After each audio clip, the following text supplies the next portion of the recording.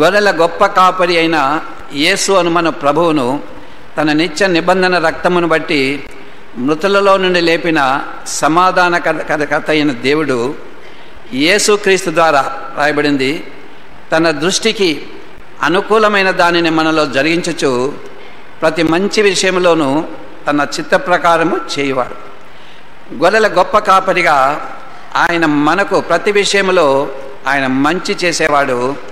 తన చిత్తాన్ని మన పక్షముగా నెరవేర్చేవాడు, మనలను నడిపించేవాడు. మంచి కాపరిగా ప్రాణం పెట్టినవాడు, గొప్ప కాపరిగా ప్రతి విషయంలో కూడా ఆయన మనకు మంచి చేసేవాడు. తన చిత్తాన్ని నెరవేర్చేదాని కొరకై మనకు సహాయపడేవాడు. మూడవదిగా ఆయన ఆత్మల కాపరి. పేతురు రాసిన మొదటి పత్రిక 3వ అధ్యాయము 25వ వచనం, 2వ అధ్యాయము 25వ వచనం. పేతురు రాసిన మొదటి పత్రిక 2వ అధ్యాయము 25వ వచనం. మీరు గొర్రెల వలె దారి తప్పిపోతారు కానీ ఇప్పుడు మీ ఆత్మల కాపరియు అధ్యక్షుడునైనా ఆయన వైపునకు మళ్ళీ ఉన్నారు. మూడవదిగా ఆయన ఆత్మల కాపరి అధ్యక్షుడు. అధ్యక్షుడు అనగా పర్యవేక్షకుడు అనగా ఇంగ్లీష్, దీని బిషప్ అని ఇంగ్లీష్లో రాయబడింది. గ్రీకు భాషలో అధ్యక్షుడనే మాటకు అర్థము ఆయన పర్యవేక్షకుడు, సూపర్వైజర్, ఓవర్సీర్. పూర్వకాలంలో ఇంజనీరింగ్ డిపార్ట్మెంట్స్లో ఓవర్సీర్ అనే ఒక ఉద్యోగం ఉంది. అతని పని ఏమంటే కాంట్రాక్టర్ చేసే పని సక్రమముగా జరిగించుచున్నాడా లేదా అని తాను పర్యవేక్షించేవాడు. ఆయన దాన్ని సూపర్వైజ్ చేసేవాడు. అనగా ప్రభువైన యేసుక్రీస్తు మూడవదిగా ఆత్మల కాపరిగా ఆయన మన అధ్యక్షునిగా మన జీవితంలో అన్నీ కూడా మంచివి జరుగుతున్నాయా లేదా, ఆయన దృష్టికి అనుకూలమైనవి జరుగుతున్నాయా లేదా అని ఆయన పర్యవేక్షించేవాడు. నాలుగవదిగా ఆయన పేరు పేతురు రాసిన మొదటి పత్రిక 5వ అధ్యాయం 4వ వచనం. ప్రధాన కాపరి ప్రత్యక్షమైనప్పుడు మీరు వాడబారిని మహిమా కిరీటము పొందుదురు. ఆయన ప్రధాన కాపరిగా తిరిగి వచ్చాడుగా ఉన్నాడు. ఆయన అన్నాడు ప్రకటన 22వ అధ్యాయం 12వ వచనంలో, ఇదిగో నేను త్వరగా వచ్చుచున్నాను, వాని క్రియల చొప్పున ప్రతి వానికి ఇచ్చుటకు సిద్ధపరిచిన జీతం నా యొద్ద ఉన్నది. ఆయన మనకు బహుమానములు ఇచ్చేదాని కొరకై, మనము చేసిన పనికి ప్రతిఫలం ఇచ్చేదాని కొరకై ప్రధాన కాపరిగా ఆయన వచ్చేవాడు. మొట్టమొదటిగా ఆయన గొర్రెలకు మంచి కాపరి. మంచి కాపరిగా ప్రభువైన యేసుక్రీస్తు ఈ లోకానికి వచ్చినవాడు.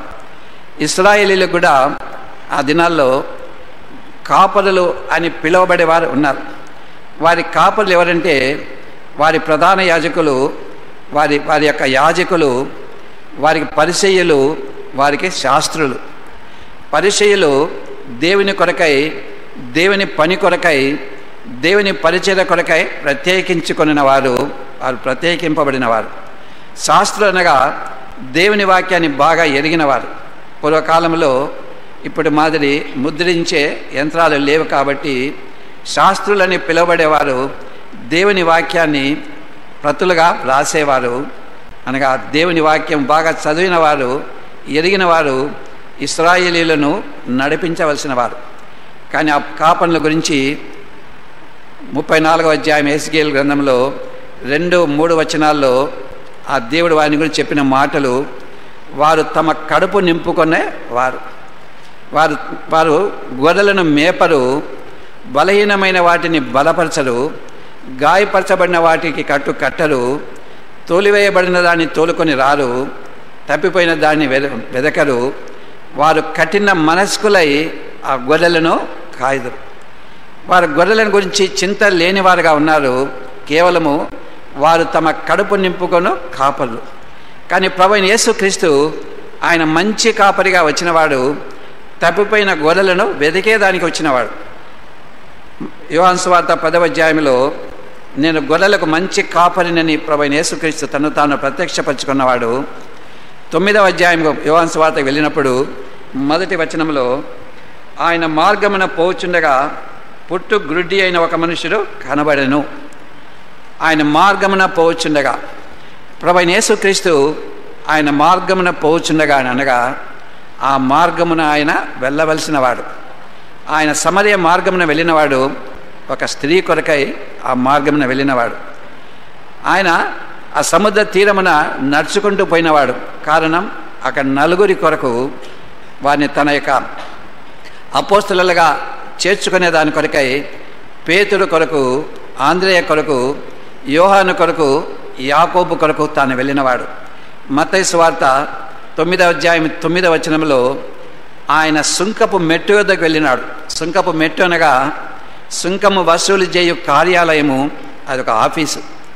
ఆ కార్యాలయానికి సుంకము మెట్టు వద్దకు వెళ్ళి అక్కడ మత్తయి అనే మనిషిని కొరకు వెళ్ళినవాడు నన్ను వెంబడించమని ఆయన అడిగినప్పుడు సమస్తమును వదిలిపెట్టి ప్రభువైన యేసుక్రీస్తును వెంబడించినవాడు. ఆయన ఎరికో మార్గంలో వెళ్ళినవాడు. ఎవరి కొరకు? జక్కయ్య కొరకు ఎరికో పట్టణంలోనికి వెళ్ళి దానిలో సంచరించినవాడు. మొదటి నుండి కూడా, ఆదికాండం నుండి కూడా ఆ దేవుడు అనగా దేవుని కుమారుడు ప్రభువైన యేసుక్రీస్తు మనుషులను వెతికినవాడుగా ఉన్నాడు. ఆదాము తప్పిపోయినవాడు, దేవుడు తినకూడదని చెప్పిన పండును తిని తాను తప్పిపోయినవాడు. వారు తాము దిగంబరులను తెలుసుకున్నప్పుడు అంజరపు ఆకులు కుట్టి వాటితో కచ్చడాలు చేసుకొని, అనగా చొక్కాలు చేసుకొని ధరించుకున్నవారు. ఆ దేవుడు తన హృదయం కదిలించబడింది. వారి కొరకు పరలోకం నుండి దిగి వస్తున్నాడు. చల్లని పూట ఆదామును అతని భార్యను తోటలో సంచరించుచున్న దేవుడైన యెహోవా స్వరము విని తోట చెట్ల మధ్య దాక్కున్నప్పుడు దేవుడు పిలుస్తున్నాడు, ఆదామా నీ ఎక్కడ ఉన్నావు? అప్పుడు ఆదాము అంటున్నాడు, నేను తోటలో నీ స్వరము వినినప్పుడు నేను దిగంబరినిగా ఉంటిని గనుక భయపడి దాగుకొంటిని. దేవుడు అడుగుతున్నాడు, నువ్వు దిగంబరివని నీకు తెలిపినవాడు ఎవడు? నేను తినకూడదని చెప్పిన పండుని తింటవాని ప్రశ్నిస్తున్నాడు. ఆదామును వెంటనే శిక్షించి కాలుచున్న అగ్నిగండంలో వేయలేదు. కానీ ఆ దిన ఆదాము కొరకై ఒక జంతువును చంపి చర్మపు చొక్కాయలు చేసి వారికి తొడిగించి వారి దిగంబరత్వమును కప్పినవాడు. కనుక ప్రభువైన యేసుక్రీస్తు తప్పిపోయిన గొర్రెల కొరకు ఆయన వచ్చినవాడు. గొర్రెల గొప్ప కాపరి అయిన యేసు అను మన ప్రభువును తన నిత్య నిబంధన రక్తమును బట్టి మృతులలో నుండి లేపిన సమాధానకర్త అయిన దేవుడు యేసుక్రీస్తు ద్వారా రాయబడింది, తన దృష్టికి అనుకూలమైన దానిని మనలో జరిగించుచు ప్రతి మంచి విషయంలోనూ తన చిత్త ప్రకారము చేయువాడు. గొర్రెల గొప్ప కాపరిగా ఆయన మనకు ప్రతి విషయంలో ఆయన మంచి చేసేవాడు. తన చిత్తాన్ని మన పక్షముగా నెరవేర్చేవాడు, మనలను నడిపించేవాడు. మంచి కాపరిగా ప్రాణం పెట్టినవాడు, గొప్ప కాపరిగా ప్రతి విషయంలో కూడా ఆయన మనకు మంచి చేసేవాడు. తన చిత్తాన్ని నెరవేర్చేదాని కొరకై మనకు సహాయపడేవాడు. మూడవదిగా ఆయన ఆత్మల కాపరి. పేతురు రాసిన మొదటి పత్రిక 3వ అధ్యాయము 25వ వచనం, 2వ అధ్యాయము 25వ వచనం. పేతురు రాసిన మొదటి పత్రిక 2వ అధ్యాయము 25వ వచనం. మీరు గొర్రెల వలె దారి తప్పిపోతారు, కానీ ఇప్పుడు మీ ఆత్మల కాపరియు అధ్యక్షుడునైనా ఆయన వైపునకు మళ్ళీ ఉన్నారు. మూడవదిగా ఆయన ఆత్మల కాపరి అధ్యక్షుడు. అధ్యక్షుడు అనగా పర్యవేక్షకుడు అనగా ఇంగ్లీష్, దీని బిషప్ అని ఇంగ్లీష్లో రాయబడింది. గ్రీకు భాషలో అధ్యక్షుడనే మాటకు అర్థము ఆయన పర్యవేక్షకుడు, సూపర్వైజర్, ఓవర్సీర్. పూర్వకాలంలో ఇంజనీరింగ్ డిపార్ట్మెంట్స్లో ఓవర్సీర్ అనే ఒక ఉద్యోగం ఉంది.